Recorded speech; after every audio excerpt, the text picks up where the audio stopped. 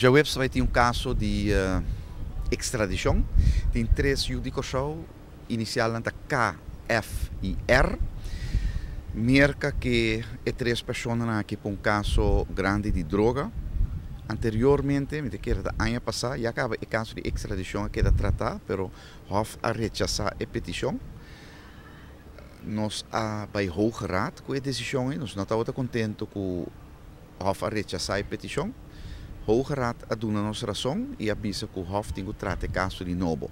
Dus já webs hoor, três jurídicos R, F com K, tem que vai defender na mesa e para nós entender se por extraditar e três homens aqui definitivamente sim ou definitivamente não. Se já webs hoor, caso trai porta será, caso na Sina, raadkamer zitting, sempre transporta será.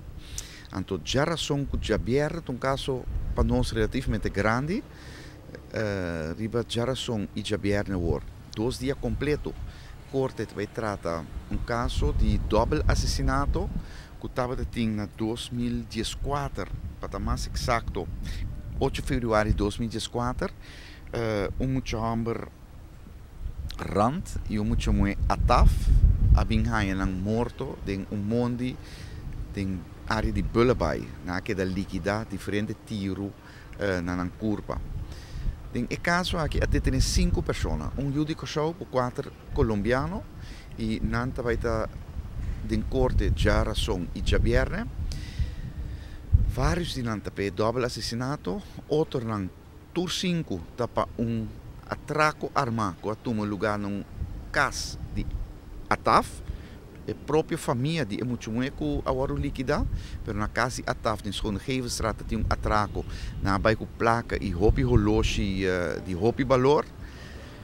E também está ser suspeitado de atraco que toma lugar na San Sebastián, na Banda Bau, onde também logra bairro placa e outra mercancia.